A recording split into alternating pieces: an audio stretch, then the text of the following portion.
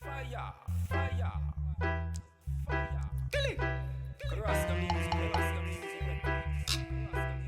Yes, sir. Yes, sir. Yes, sir. Yeah, sure. S-I-N-Y. Yeah, man. Yes, sir.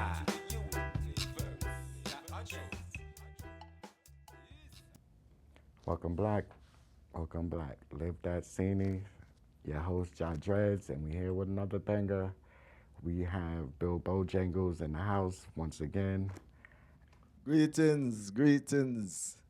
Yeah, welcome. Yes, Thanks for having me, sir. yes, Yes, yes. my brother. I couldn't wait to bring you back because the last time you was here, you surprised me with the book after we did everything. I found out about the book, and I was like, that's something to talk about and to bring out there to the viewers. So that was like gave me a reason to bring you back. And we Yeah. got some surprises for them also, you know what I'm saying, after we finish talking about the book. Okay, yeah.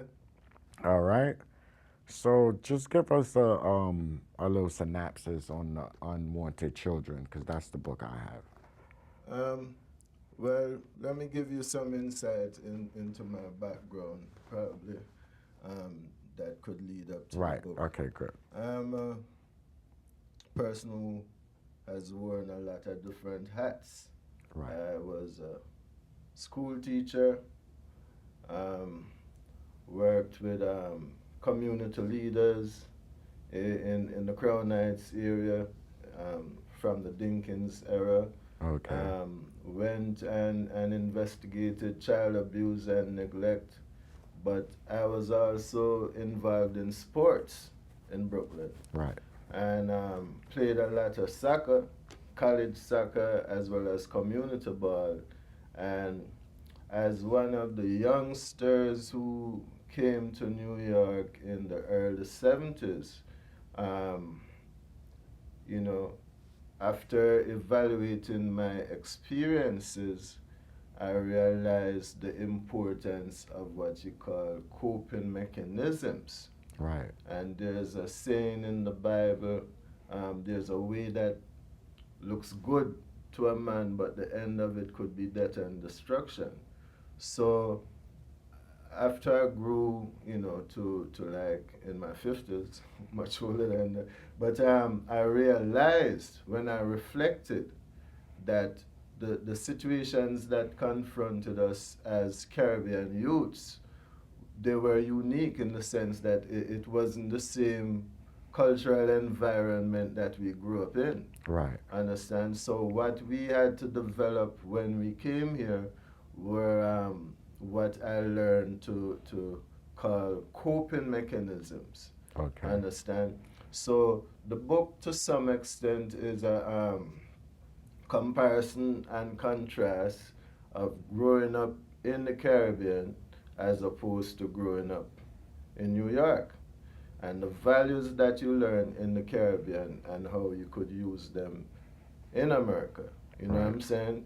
And then looking at the various coping mechanisms that we as a group of youths use to try to get where we thought we should be.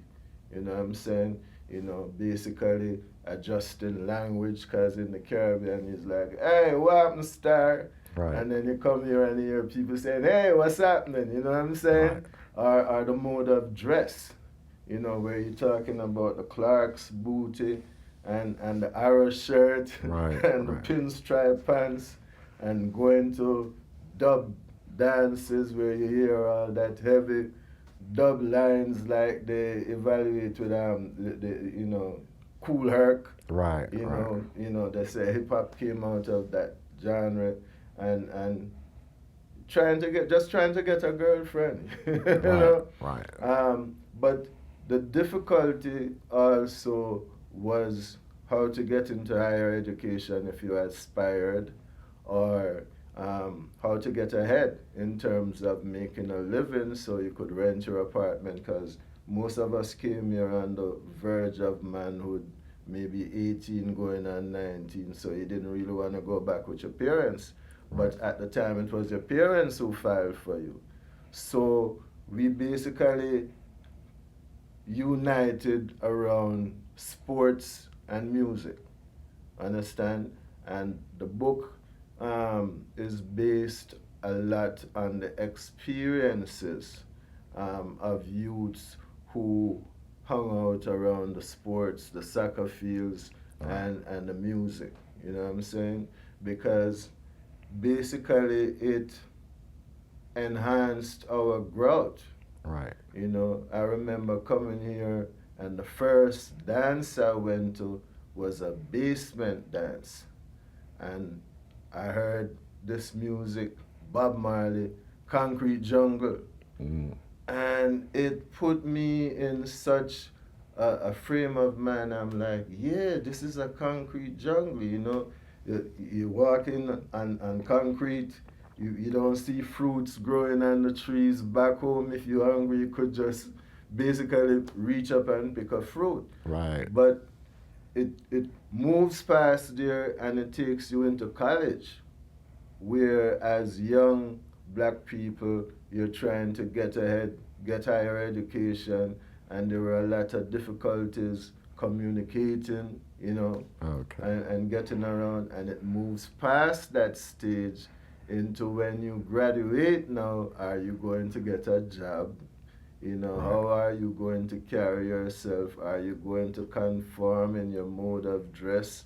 You know, and to be quite honest, it covers the conversion that some of us made from being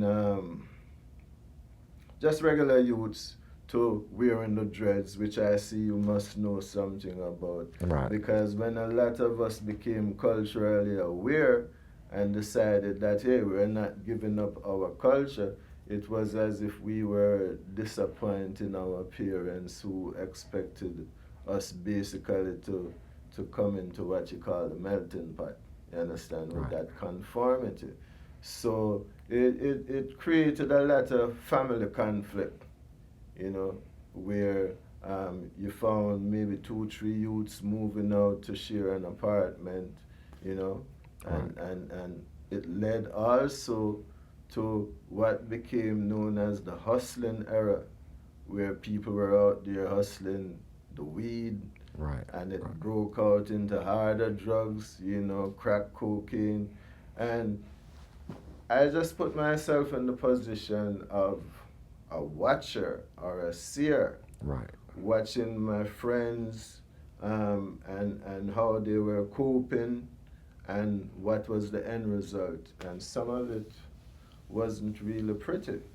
So from my experiences in teaching and investigating child abuse, I figured the best thing I could do to reach the masses was to write a book that took youths, should they choose to read my book, from a stage of life where everything is simple, you know, to coming to a place like America, specifically New York, where life becomes more complex and you have to make more decisions on a daily basis. The experience you get in 1 year, if you put it on a platform back home, it's like the experience of a lifetime. You understand? So a lot of different people, a lot of different scenarios come at you, and you have to learn how to cope with these different scenarios. You know, I'll give you an example. I've seen a man cry, live in tears. I just put my wife and my daughter on the train, man, and I just got a phone call that they got hit by a bus in Manhattan, and I must come right now, and it's gonna cost me $40 to get up there, you know, and I don't have no car fare, man. Could you give me some money?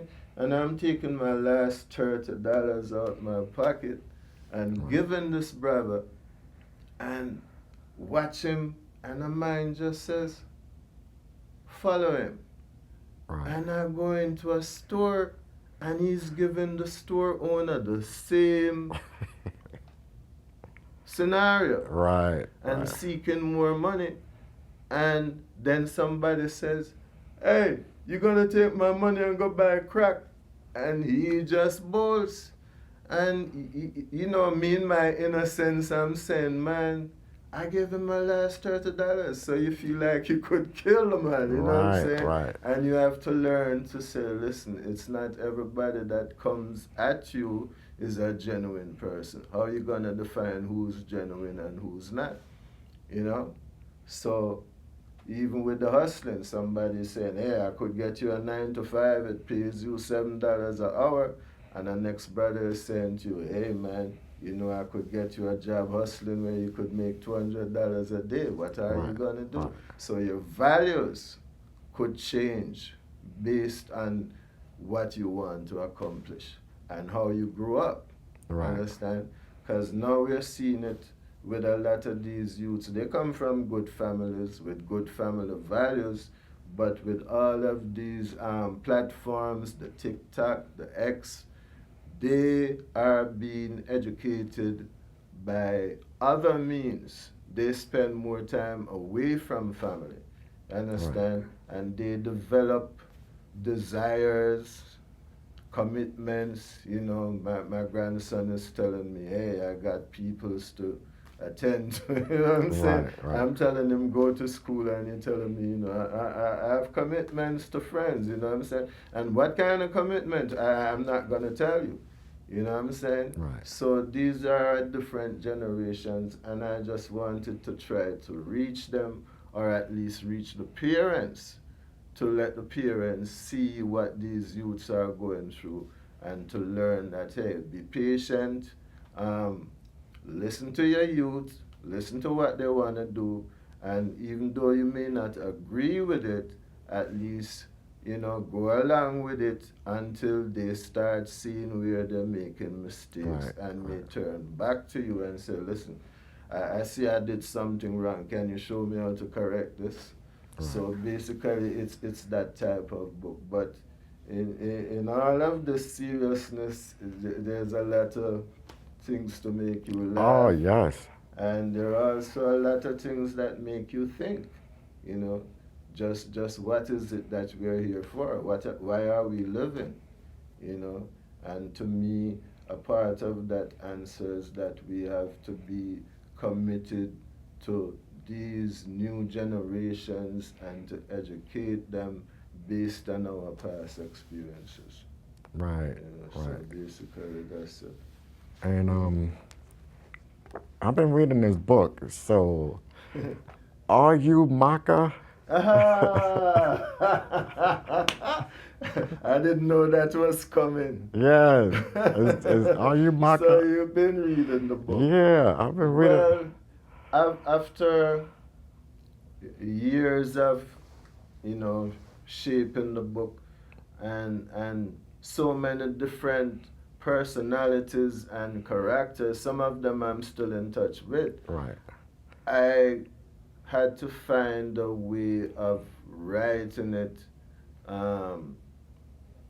to make sure I could cover all of the scenarios that I wanted to. And I figured out the best way was to write it as a narrative, right. Through the eyes of one person. And I will admit that my nickname as a youth was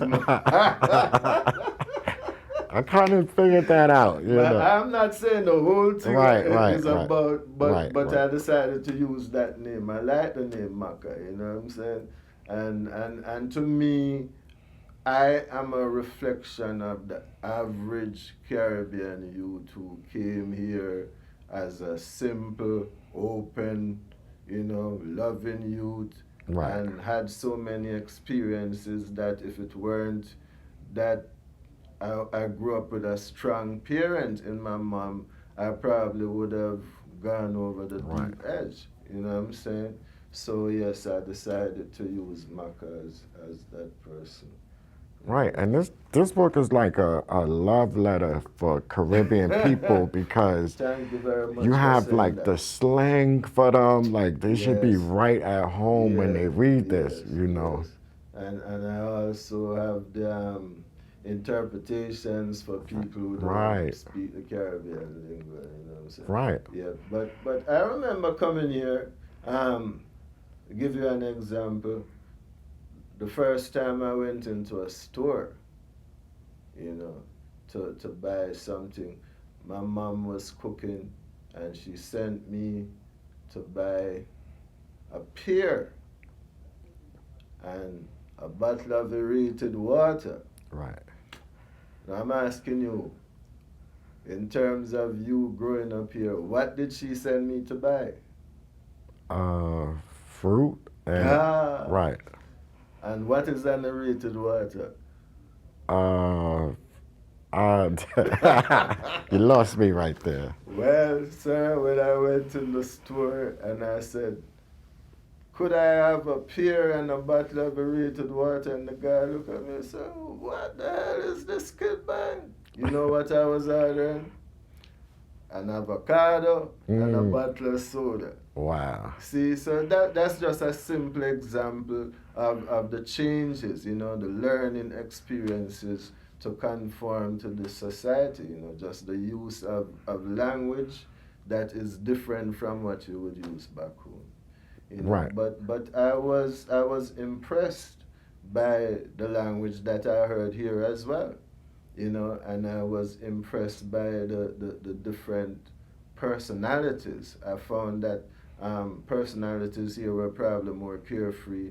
You know, I was riding the number 2 train and this guy was belting out, if I could, I'd like to be. And it sounded like the world. And I'm like, this guy could be a big singer anywhere in the world, you know what I'm saying? Right. But he was just a strap-hanger going home from work. You know, so I realized that there was talent here, there was intelligence, and there was everything here that could make you a better person if you put your mind to it. Right. You understand? But some people did, and some people chose the easy way out. Some made it and some didn't. So basically, it's an appeal for patience, for understanding, for love, understand, and togetherness and unity, where we can all get together and make something of our lives. You know, because trying to do it by yourself is never the best way. Right. You understand? Like Dennis Brown said, no man is an island, you know? True. Yeah. But before we talk about the culture shock, you know what I'm saying? I just got to go back to this book once again because somebody dressed American and then they teased them. They called them Isaac Hayes. And, right. Yeah. So did you have that experience when you came here? Like you had to change your whole dressing style? Of course.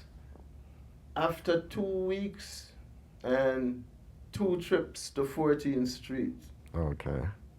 I had to get a job. Right.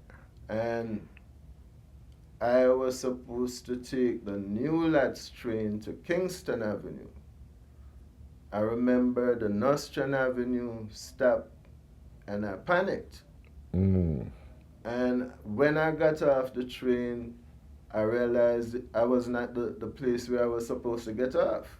So I started walking and I approached this building where there were 2 young girls looking out the window, and I approached them and I said, excuse me, I'm looking for Kingston Avenue. Could you tell me where that is?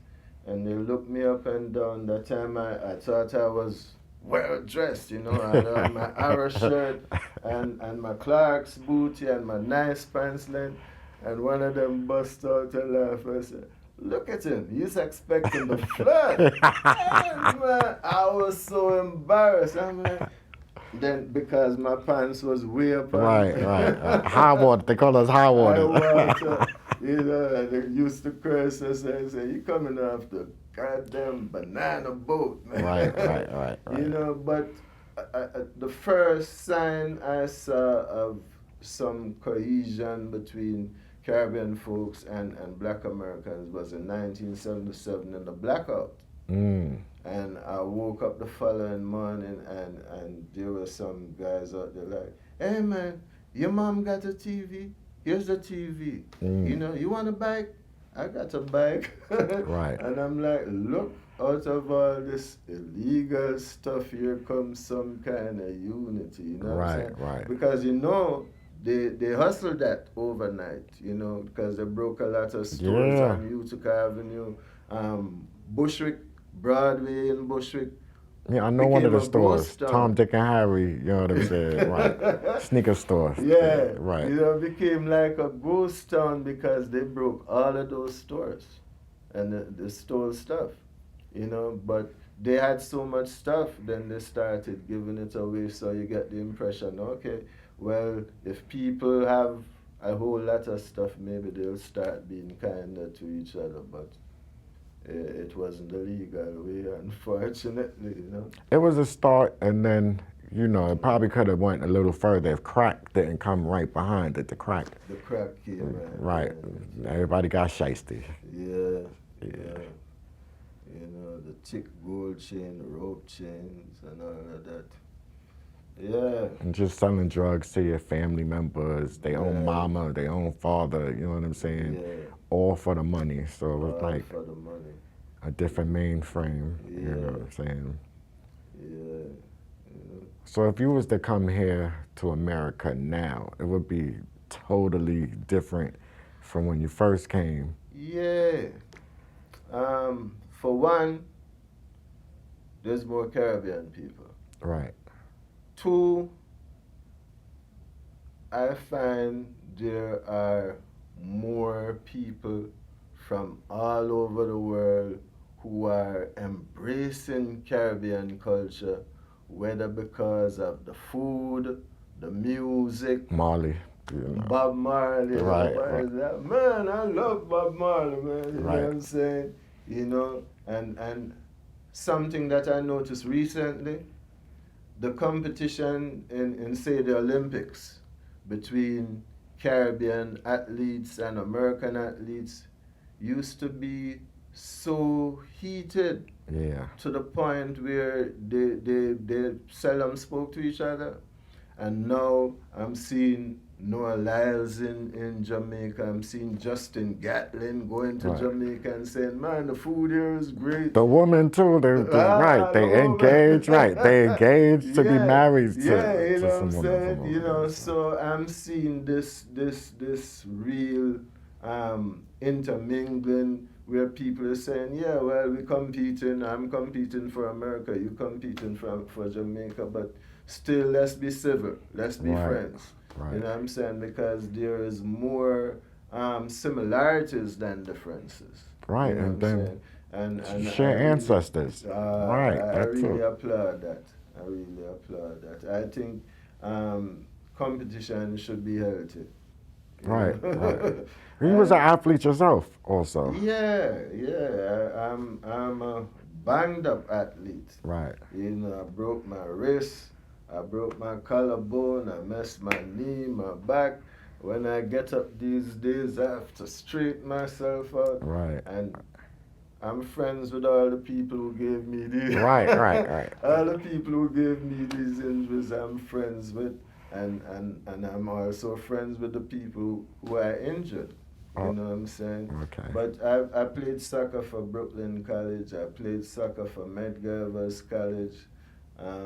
Never really did much of track and field. I was just a soccer buff, man. I played soccer 7 days a week. How about Prospect Park College? Because everybody used to do Um, Prospect Park back in the days. I used to play close to where there is the old band shell.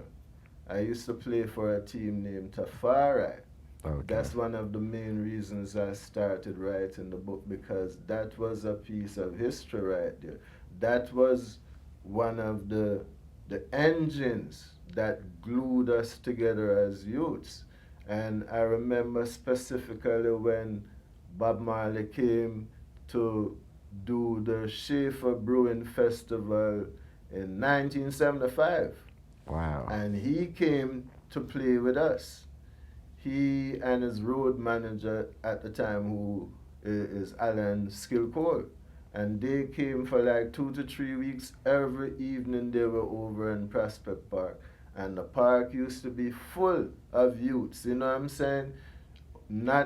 who's not playing, just wanna be there watching, you know, because Bob's career was just taking off with the Catch a Fire album, and it was a sight to behold. You know what I'm saying?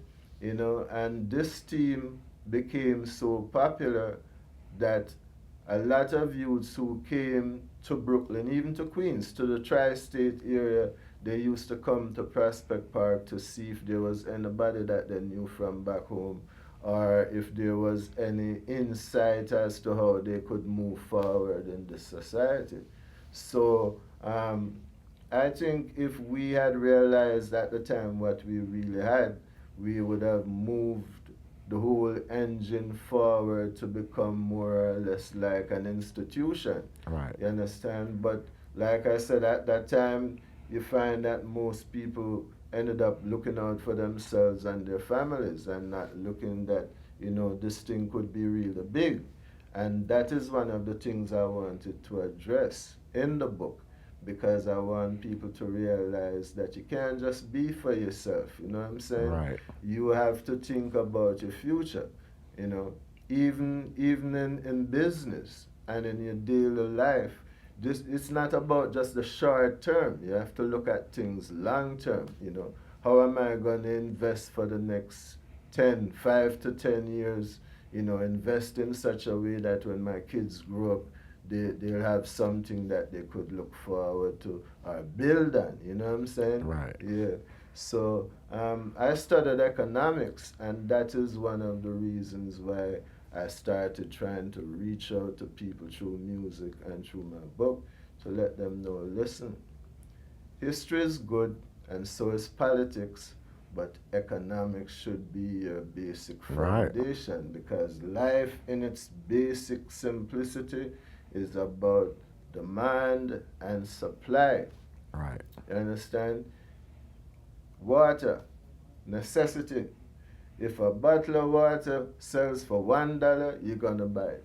If it sells for $2, you're gonna buy it. If it sells for $3, you're gonna buy it because you need water. They buy $20 water now. Right. You know what I'm saying? Right. Yeah, so there are certain necessities that you have to look to and say, listen, this is always gonna be a necessity. Right. Understand? Commodities, the commodities. Commodities.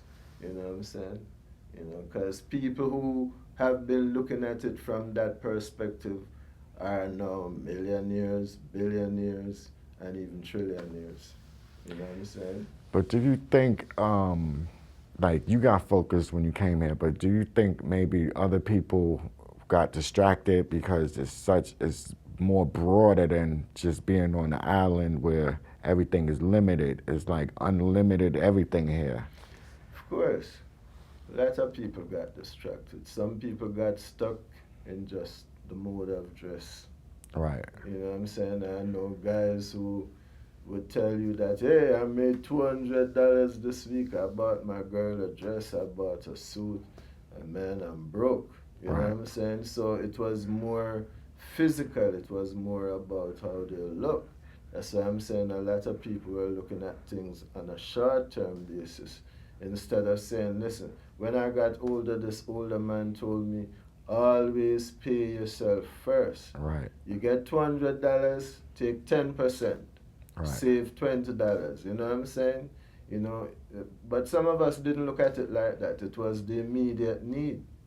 You understand? You know, so we got distracted, yeah. And the cost of living was way Man, you could go different. to A&P with $20 and come home with 3 bags of food.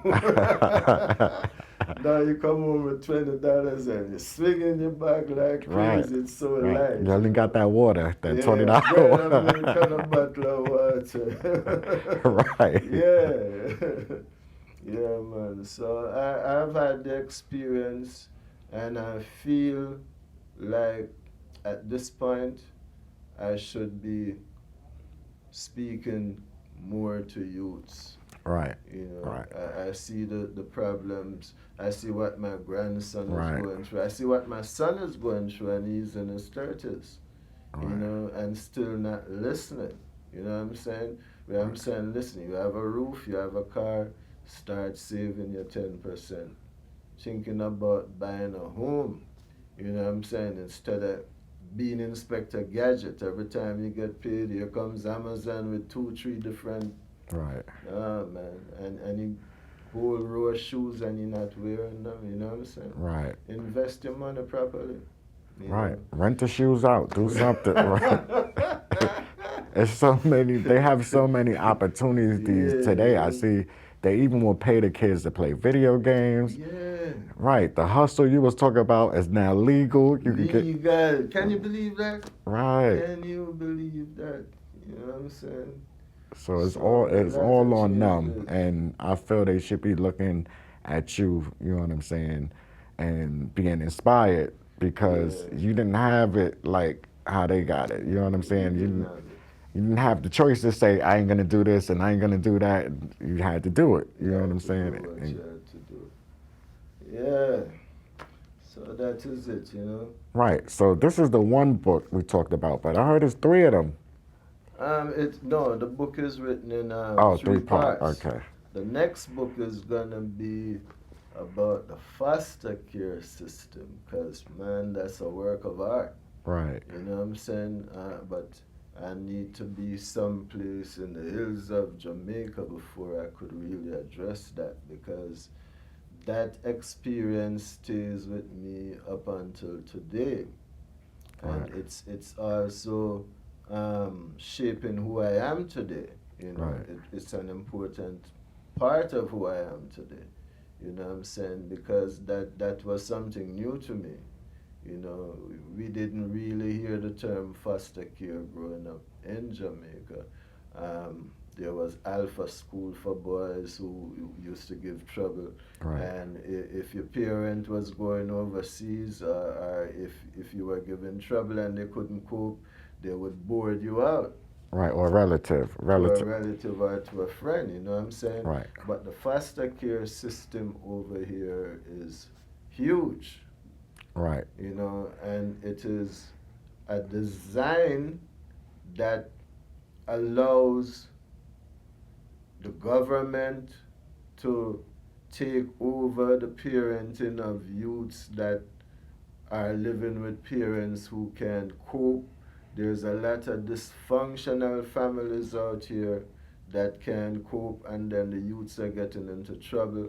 So I guess part of the design was to try to prevent the increase in crime, you know, or maybe to try to improve the lifestyle of some people. Right. You know what I'm saying? Which is crazy because a lot of times these kids get put in situations way worse than where they took them from. Way worse than where they took them from. And that is something that bothers me, because working on the side of the government, I had to assist in the decision making as to whether these youths should be removed from the home, Right. yes or no. Right. And I found that a lot of times it didn't benefit them to be taken out of the home. Yeah. So much so that I had to move, I requested a move from being more on the investigative and the placement end to being on the preventive end, where I would put services in the home Right, just right. to try to keep the youths To resolve these issues and to not resolve just the issues. remove them, and then Yeah. now these issues still exist and Yeah. they've never been addressed. Right. I know you worked for ACS also, right? Well, I didn't want to use that. well. I didn't want to. Yeah. But yes, I did. Yes, I did. That's some experience, you know. Yep. I've had a lot. I worked with Medgar College. I worked Right. with ACS. Worked with Richard Green in the Crown Heights Youth Collective. Pretty much, you know, a lot of community work, you know. Right, and we thank you for that, you know what I'm saying? And Yes. continuing the work, you know what I'm saying? Because people don't understand is sometimes it's not just going out and work, it's work to be done at home also, and you got to Yeah. save some strength for that too. Yeah. Yep. Because some of these jobs I mentioned, you take it home with you. Right, that too. You take it And it home. never leaves. It's And like, it never leaves, stays with you. You know, some of these cases keep coming back, and you reflect, you wonder if you could have done better, you know? right, right. So it is. But my peace of mind now comes through music. I'm glad you brought that up because we Yeah. got some music for them, and you know, Yeah, right? the turmoil, peace of mind is now music. Right. Yeah. And it heals. Yeah. Oh, I hear music. Somebody.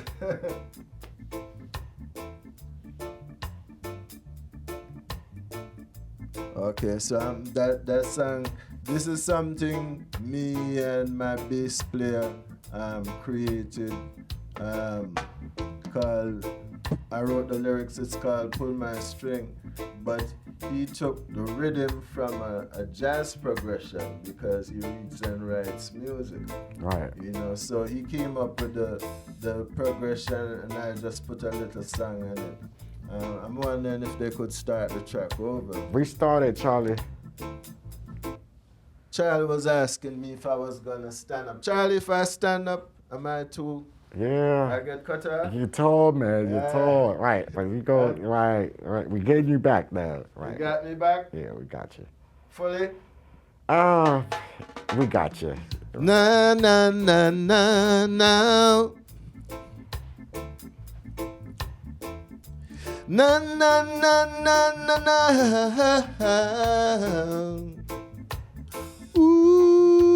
Ooh, yeah, yeah. Baby, baby, you know it's true.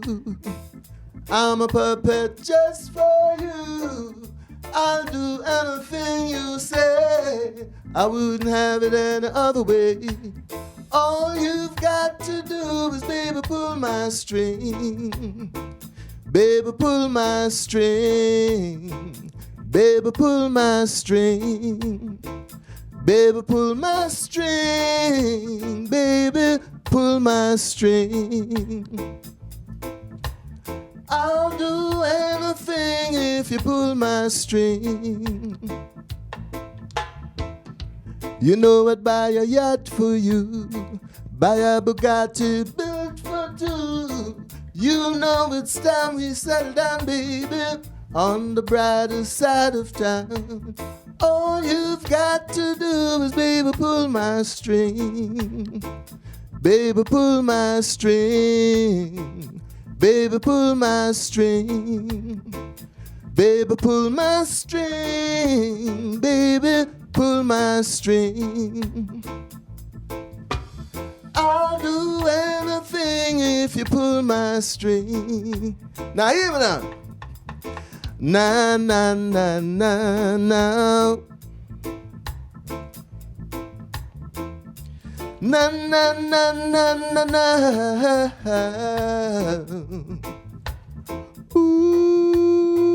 Ooh, yeah, yeah.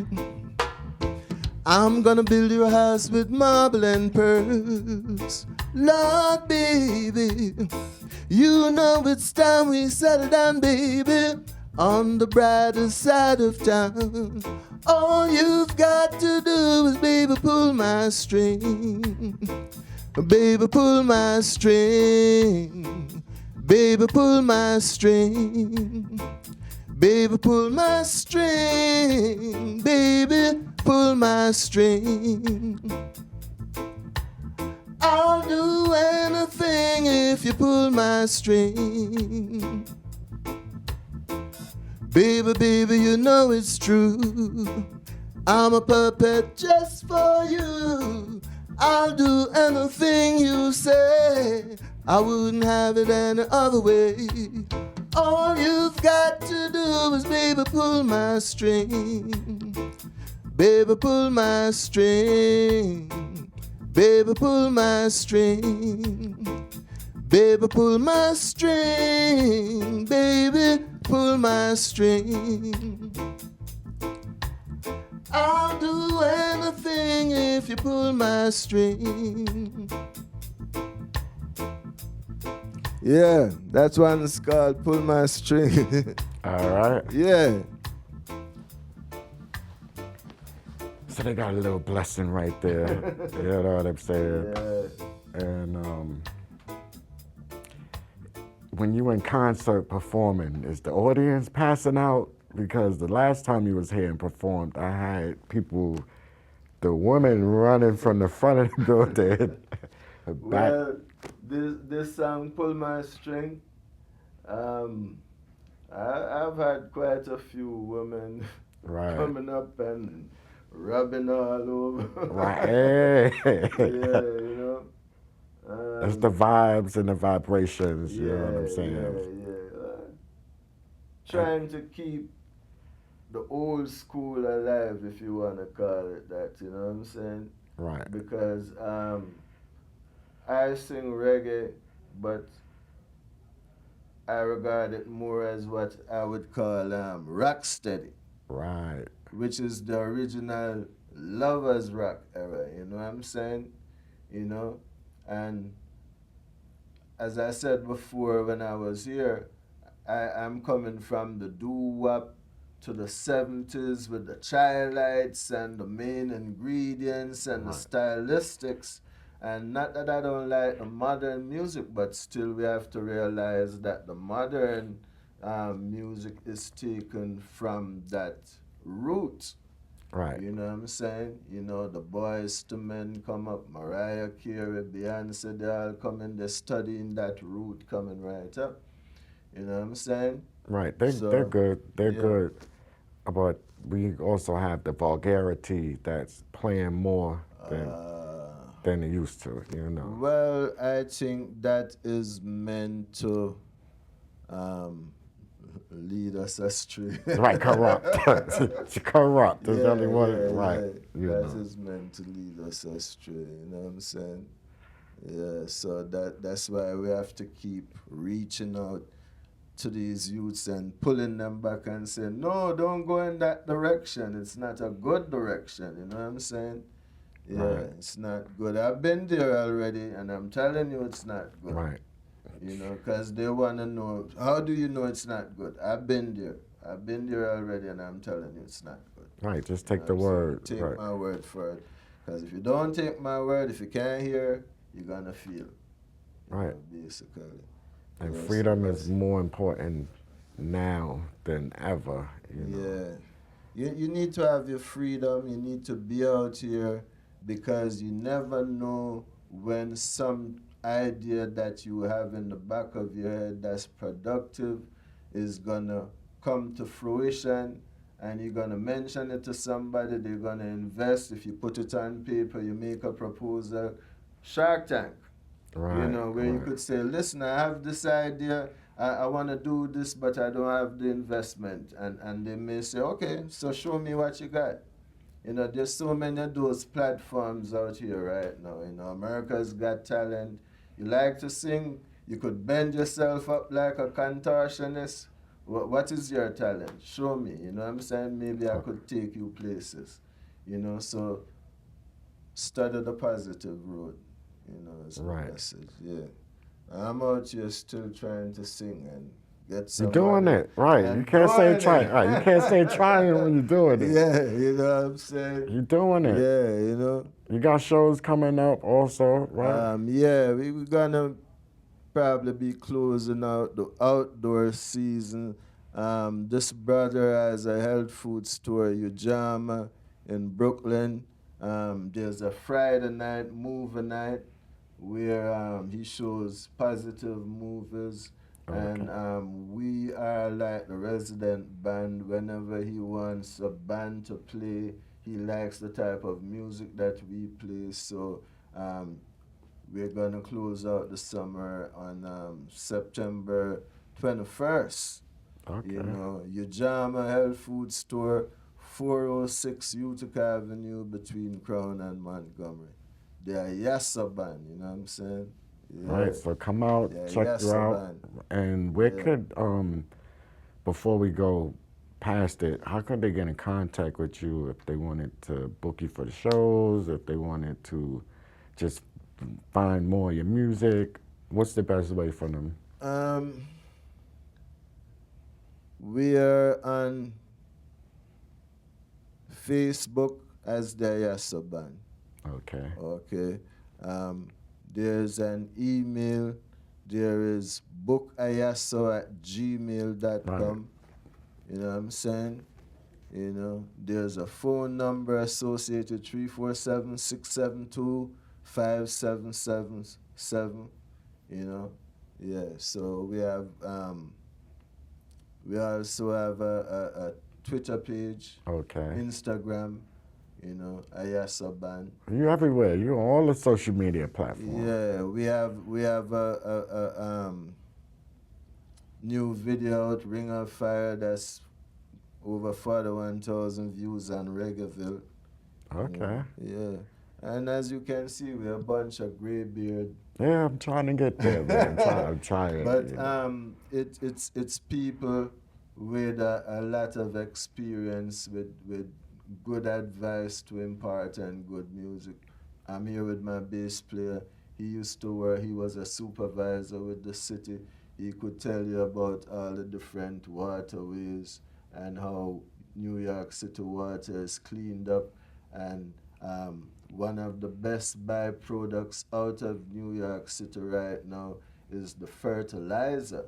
Right. That's made from all of the sewer system in New York, you know what I'm saying? Selling all over the country, understand?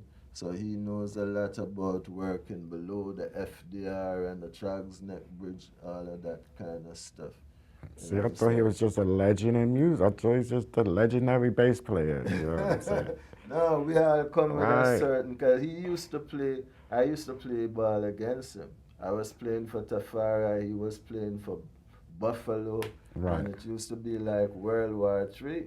Right. And then after we couldn't fight no more, then we like, hey, let's join Right. up. They say you Do can't something beat them, join positive. up. Can't Right. beat them, join up.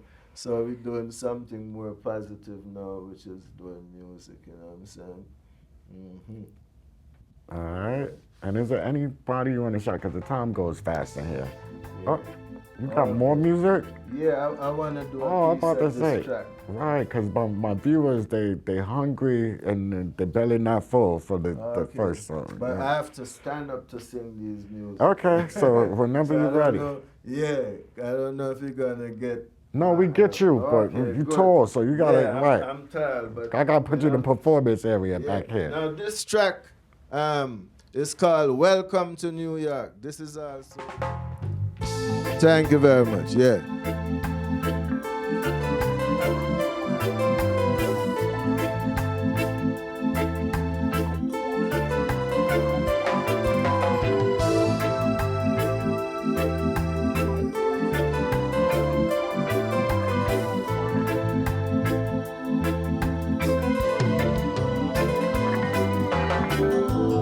Welcome, welcome to New York. Bright lights, big city. Well now. Welcome, welcome to New York. Town without pity. Well now. The city never sleeps at night. Everybody's living it up now. People partying till broad daylight, dancing to their favorite song. And them girls dressed in their latest bling. To the rhythm them a swing and sway. Everyone is doing their own thing. Welcome, welcome to New York. Bright lights, big city. Well now. Welcome, welcome to New York. Town without pity. Well now. In the summertime, you'll have some fun on Jones Beach or Prospect Park. Find a secret place to spend some time with your woman after dark. Take a ride, going off on 9 to 5. Or the scenic Route 17, east or west, it's so alive. Welcome to New York. Welcome to New York. Welcome, welcome, welcome to New York. But oh yeah.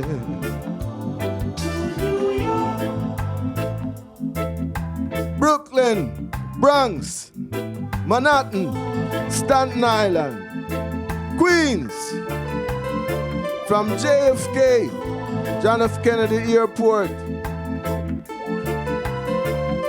LaGuardia Airport,